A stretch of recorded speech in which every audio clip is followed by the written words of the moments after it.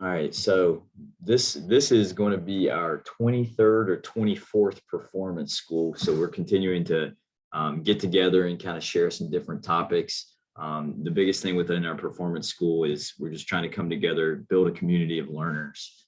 Um, all of us, whether we're in academia, whether we're in sports performance, coaching, whatever our vocation is, we're all just trying to work toward high performance. If you look at this pyramid here, this is what we call our athlete development pyramid. If you look at the top, the light blue section of high performance, that's just consistent execution of what our responsibilities are. So if I'm an athlete, consistent execution, being a high performer is being able to do that routinely over time. So us as practitioners, as coaches, as staff, that's what we're trying to do, is to build toward high performance. Okay, so when we think about striving toward building a culture of high performance and having a high performance staff, we commonly think of four areas that help build that type of staff. The first one is we want to keep the athlete at the center of every conversation we have, whether it's in a staff, whether it's a team setting, the athlete is at the center. Two, communication, both proactive and also both ways. We want to overemphasize communication. We want to plan and evaluate all year long. And the reason we do performance school is the last area, is we want to build a learning organization. That the idea of a learning organization, that's what we all do independently when we grow professionally. But if we can actually have a living, breathing learning organization, that can essentially build a community of practice that has a domain. That's our area. We talked about high performance. That's what we're chasing. Okay, we have a community. That's a group of people. We're fellowshipping here, growing together, and it strengthens what we're doing. And then we have our practice. That's our tools, the things that we're trying to develop. So that's a little bit about performance school. We rehash that at the beginning of every performance school, but essentially what we're trying to do, the main mission is high performance. So we'll move on. Dee, I will let you share your screen, but we have known Dee from Catapult Sports for several years now, especially at a couple different universities too. He's come along with us and really helped us with what we do.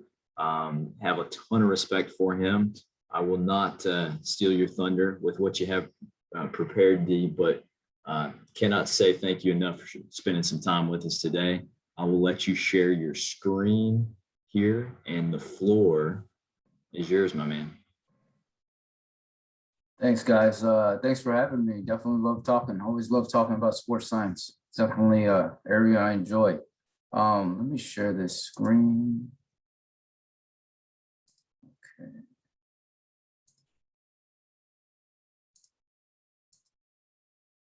Everybody see that pretty well? Okay. So just going through, I kind of want to just keep it very general. I'm not a big PowerPoint person, but just kind of keep it an open floor. And if you guys have any questions, just jump in. So, with sports science and GPS tracking, sports technology, there are a lot of different areas that you can get into. But I always start the premise with understand what you're looking at. So a lot of times I always start with, the way we look at these principles and what we're trying to get at. Remember, you got to look at what you're looking at specifically. Are you in season? Are you in the off season? This is winter conditioning. This is summer conditioning. What area specifically am I looking at? And that takes you on to the next step. And there are a couple ways of using GPS tracking, catapults, vice versa, is how do you answer your questions? And a lot of times, specifically in team sports, we start with the principle of general to specificity or specific. Okay, and it's a lot harder to work the other way, from specific to general. Sometimes that does work, but the majority of times in this space, you always start with the general, the specific model. And an example is that going through it is team, positions, individuals. Okay, if we're going to go the specific route, we're going to look at the individuals, then the positions, then the team. There are a lot of different ways that can play out, or you can get even more specific in we have our first team or second team, those type of things. The other caveat I go into is understand which hat you wear. Am I a coach? Am I a strength and conditioning coach? Am I a sports medicine practitioner? Am I a nutrition practitioner? Because the way you look at information changes. So from an example I'll go through with these three, coaches look at things from a tactical perspective. They don't really look at individuals per se, but they look at how individuals relate to the tactics because they're looking strictly at tactics. Strength and conditioning coaches or strength and conditioning professionals kind of go into the box of saying they kind of look at tactics a little bit. They kind of look at individuals a little bit as well, but they're more geared towards positions because of everything related to that area. And it's kind of like they have one foot in each area. Sports medicine specifically are clinicians, they're practitioners. They're a lot more geared towards individuals. They're not looking at tactics at all. And they're looking specifically at individuals and how individuals relate to each part of it. So you have to remember when looking at what hat you wear, you gear the data differently for each hat. So an example, if I'm a tactical person or I'm my coach, I look at how this gear helps my or how this data helps me plan my tactics out better. Strength and conditioning, vice versa, sports medicine, specifically vice versa with like baselines for individuals. But remember, we always got to follow the principle of general to specificity or being very specific to general. Now, whichever model you follow, you have to really stay within those lines. Like a lot of times in this space, I always tell people, know for sure before you say, because you don't want to say something that is wrong. And a lot of times, especially when building trust in this space, you have to know what you're talking about. So I kind of go with this premise is kind of getting into the next steps of how you're going to go into this. So understanding the part of the season, okay? So this is just, every sport is different. You know, we got preseason, in-season, detraining, winter conditioning, summer conditioning. This is just like probably a typical football one. This is different for each sport. Example, collegiate soccer. Preseason is way shorter. In-season is longer. Detraining is quite short. Winter conditioning, summer conditioning, bam, it's gone, okay? Now, remember to compare two things, they have to be alike in some way. You can't compare apples and oranges. You got to compare oranges and oranges, okay? Now, the reason why that's important is you can't compare a preseason to a winter conditioning. It's not the same thing. It's not the same thing at all. But there's certain parts in the preseason we can look at and take little parts of that and say, we're going to make this similar to this and we can compare them equally, okay? Because remember, to compare things, they have to have some similarities or something similar or something that ties them together.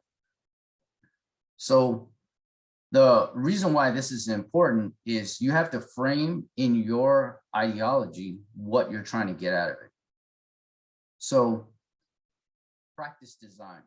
So this is one thing that always people get into. So I can tell you one client I'm dealing with, they're like, I want to look at this part of practice. Do we have enough intensity in this part of practice for the games? So a lot of times I try to start this conversation is, what do you think you perform in each of these areas?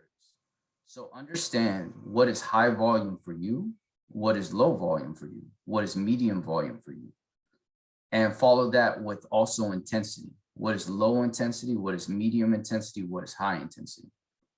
Because the thing is, if you don't understand what those are for you, you can't even start in that conversation, okay? Now, remember with practice design, like I said, with the general to specificity or specific, we're going to look at preseason first. Then we're going to get into the let's say we have a 4-week preseason. We're going to look at each week in the preseason or 2 weeks in the preseason, then get into the week in the preseason. Then the next step from that is the specific week, and then we can get into the specific days, okay? That's the general to specific type model. So The reason why that's important is if we know the whole preseason and we break it out to look at each specific day, we understand which days are the highest, which volume period is the highest, which is the lowest. So then we can start designing how we want the periods to look, okay? Now, it's really important when talking about this stuff is to understand which hat you wear and how you want to break down this information, okay? Now, I'm going to give you a caveat. You have to start with performance data to look at, is it that I look at the data and I ask, what is the data telling me that we are doing wrong? Or is it the latter?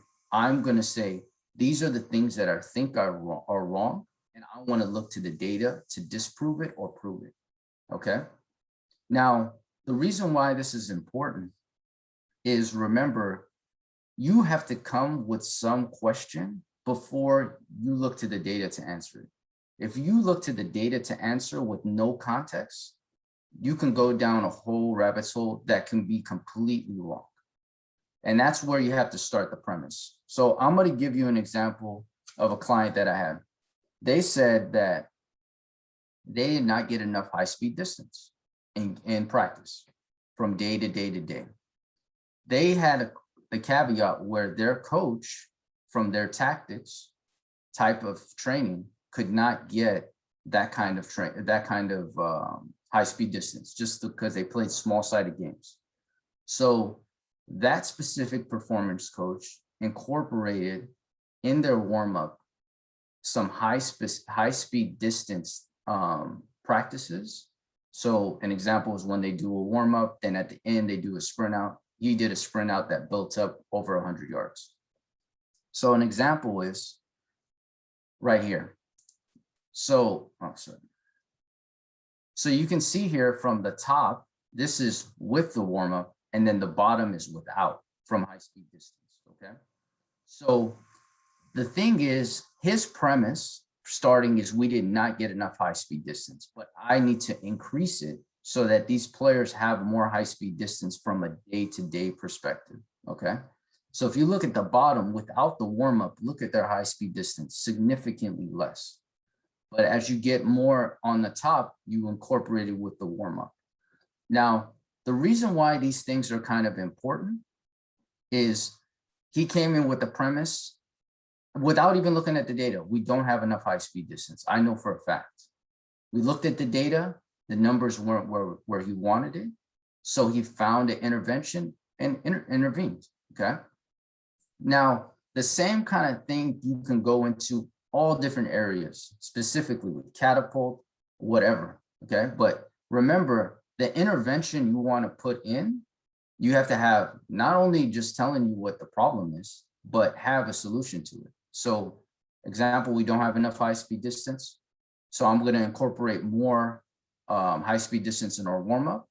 And this is how we're going to do it. So cause and effect, okay? Now, the next thing I always talk about is planning. So with, like an example in sports science, we always talk about periodization, specifically tactically. Now, when we talk about periodization tactically, the important aspect of it is how do we periodize from day to day and make useful interventions that can really get that across, okay? So I'm going to show you one tool that I use as a practitioner to really help clients get across what they want, okay? So I'm just going to show you a preseason of a client from 2016, okay? This is just player load for a team. So one practice I use is Z-score.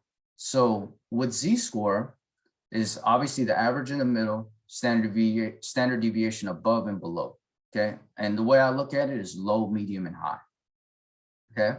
So the first thing I look at when I look at a Z-score for a season or a preseason or a segment in the season is how close the numbers are together. So the top, the high, to the very bottom, low. The closer together they are, what it tells me is that there's not much undulation. days are very similar. The further they are apart, the better, because we have a lot more highs and a lot more lows, okay? Because remember, the oldest form of periodization in strength and conditioning, they used to say, is one heavy, one light, okay? So next caveat from here is how many days do you have above the high, okay? So for this specific client, what we said when we looked at this from a 2016 is we said the number from the high and the low are really close together, okay? We're only seeing about 200 load units difference. The second is we only had 2 days really that got above the high in the preseason, okay? And the third thing we wanted to do was to keep the relative low average the same. So the average is at 600, and we wanted to keep that average around 600, but make the high Z-score up higher and the low Z-score lower, okay? So the plan was, let's periodize this a little bit better for next season, okay? So the first decision to make was the first day of preseason shouldn't be the highest of the whole preseason, which is pretty common sense. It's not earth-shattering, okay? So you're gonna see, I'm gonna show you the 2017, and you'll see the difference of what we were able to do. So this is the 2017 preseason, okay? So I want you to notice the average is a 616, 606, pretty much the same. I want you to notice how much difference the high is to the low. 480, 817, huge difference, okay? And we had the same amount of days as the last preseason. Now, the big differences, the other two differences here you see as well, we have way higher highs and way lower lows, okay? Now, the question behind this, and I'm gonna ask a few of you on this call, what do we think he changed to get this to happen?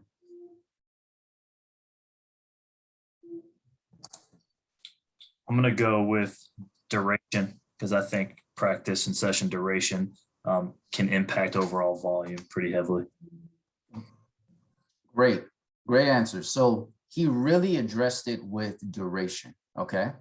The second thing I'll put on that was he really added more tactical drills on those specific days that he want higher volumes. So the first thing he did was address that first day of the week. He didn't let him go really more than an hour. You know, he just begged for that. That was the only thing he really wanted. Because remember, you got to come in with a priority list of things you want and things that are not as important. So the first one that he came in with this top one, first thing he came in was like, Coach, I just got to have that first couple of days be lower.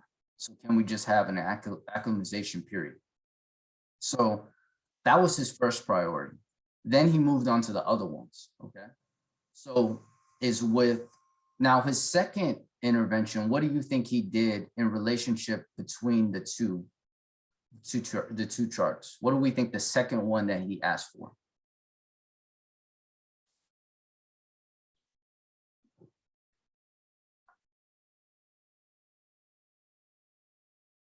Any guesses?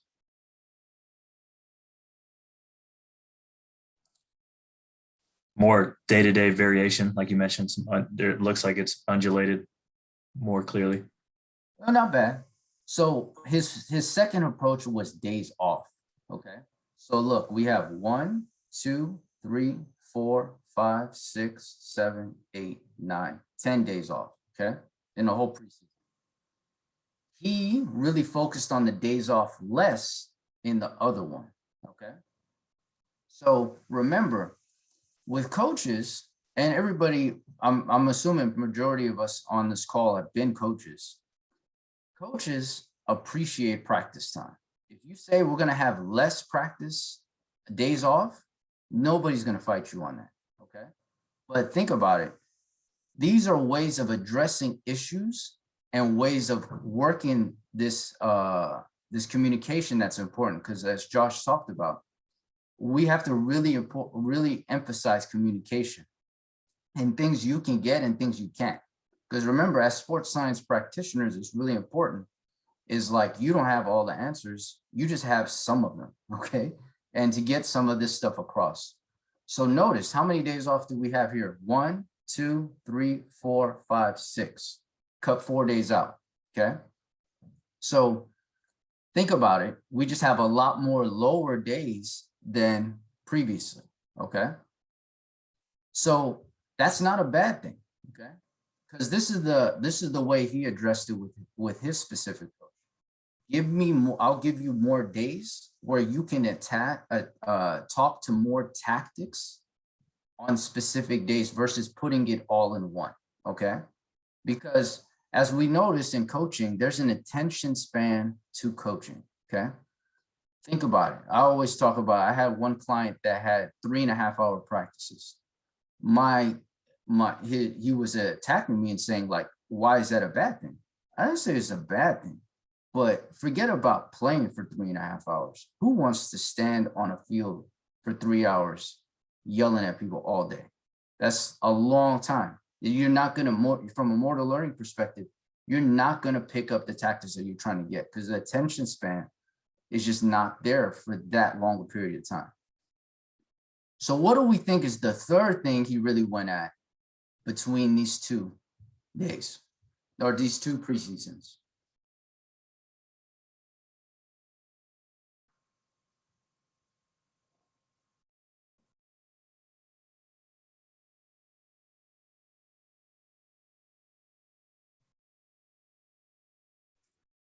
Did you already make reference to potentially like small-sided games versus like full field running? Exactly. So that's, you hit it right on the button. So the thing is, why do we think these days are higher on the 1028, 1054, 961? It's because he really addressed the small-sided games. So remember, his coach, he worked within the system that he had. His coach is a small-sided games player. Like, that's his style, okay? And he's already addressing the high-speed distance issue in the warm-up, okay? Because the coach is not really addressing that. So what he said is like, let's tack on more small-sided games on these high days that I want, okay? So he's working within versus fighting, okay? So an example is like football, okay? One thing you see in football, coaches like plays, especially when you're on bad teams and with young players. We want plays, reps, okay? Example is, what does some coaches do? They say, I want to have a team period that's 5 periods long so I can get reps and reps and reps and reps, okay? So instead of fighting that and saying we need to do less, what we can say is let's separate the team periods throughout practice, okay? So right after the warm-up, we can go straight into team period. Nobody says you can't do that, okay? You can go straight into a team period after the warm-up, okay? And go into different team periods throughout practice, okay? And break it up. So you can add more team periods into that practice, which gets them more reps, okay? Now, the negative thing about that is you have to remember what is this practice design. What are high volume drills? What are low volume drills? What's high intensity? What's low intensity, okay? Because with that caveat is an example in American football, team periods are not necessarily high volume drills because nobody's moving. It's just the guys playing. An example we can talk about is like a competitive period, pursuit drill, those type where everybody's moving at one time and you're getting a lot of movement. So understanding with soccer, small-sided games are high intensity and high volume. And that's where he addressed it in this to get these days higher, okay? Now, the other caveat is to find things that you know nobody can fight you on, okay? So an example is the data, like data can be skewed. I can make this data look differently than it looks right here. I can change the scale and make if I change this scale to 5,000, these days will look a lot closer. the actual day from day to day. It wouldn't look as big of a gap.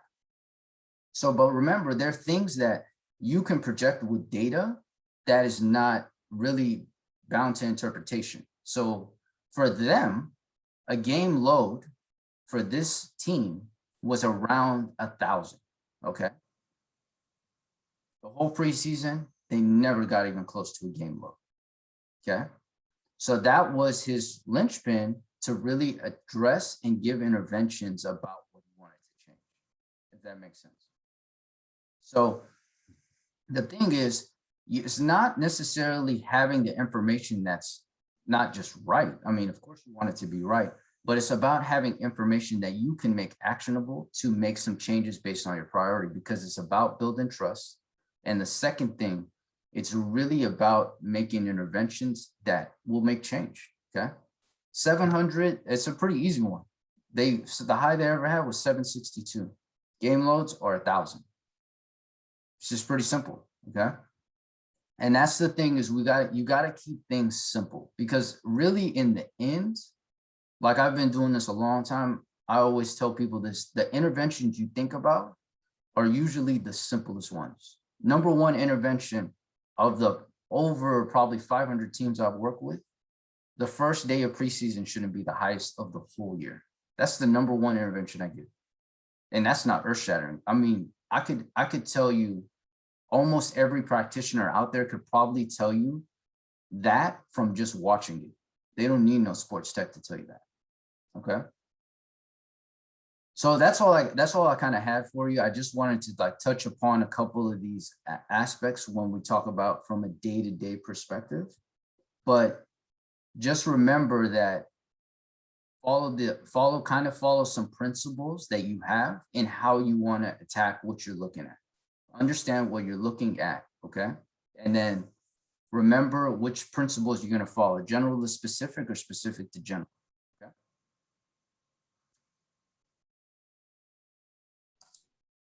This, first off, spot on. This is exactly kind of how we shaped this. So perfect. And really appreciate it. Being an informal kind of lunchtime learning opportunity, if anybody has to jump off, you have no pressure. You can do that. If not, let's stay on here. We'll ask some questions. I think Flurry unmuted. You can lead us off here, but D, I'll come back around to you. Thank you so much, man. No problem. Josh, can I jump in? Sam Slobunov. Go ahead, Doc. Yes, sir. That's really appreciate that. A wonderful and very informative presentation from coach's perspective and from sport medicine is quite important. Just to remind everybody, because that very famous quote from a coaching environment, if we will be able to control for athlete fatigue, I'm talking from perspective of, again, sport medicine. If you will control for fatigue, athlete fatigue, both physical and mental aspects of it, we will control for injury. And that's controlling the load and intensity and of that during the practices. We definitely know how to load athletes. And every single coach knows that then the load athletes could not even walk after the practice. But the problem is how much it takes to recover following that intensive exercise. And that information you presented, really appreciative for sport medicine perspective. Question is I have, and that's my overall comments, that a very important piece of information that we could get not only in the football, and I'm on sideline with Josh and John, and in charge of the medical aspects of it without any details. But would it be feasible, is anything done in connecting this, the Catapult data to the subjective rate of fatigue of athlete would have, maybe reports or questionnaires or any type of objective measures to estimate both physical and mental fatigue and see how this is correlated in terms of the safety return to second practice to prevent overtraining, overburning, both physical and psychological? Yeah. You want me to, so there's plenty of research out there with RPE questionnaires in relationship to external load monitoring. There's plenty of data out there. It's actually quite evident, The Catapult salespeople probably don't like hearing that, but you could probably get the same information from using questionnaires that you can with the external data or external load monitoring. The other caveat, mental fatigue, that's a whole nother aspect. That's another, I would say that's a completely nother bucket to get into, because there's a lot of variables that play into that. The type of coaching style, the type of messaging, the way information is communicated to players. And then the last thing I would put out there is the time. Because an example, like my background's in the NFL, I've seen some coaches that their time perspective is long. They start really, really early and they get out really, really late, okay? And then I've seen other coaches who are the latter. They pretty much come in right when they're supposed to, and they get out of there at the same, as early as possible, but they get the same amount of work done. Does that make sense? And it's kind of just how people go through that information. The mental component of this stuff is probably the one caveat that a lot of sports scientists and practitioners do not get into. And it's probably the most important if you think about it: stress management, execution, decision-making, all those things play into it. Thank you, sir.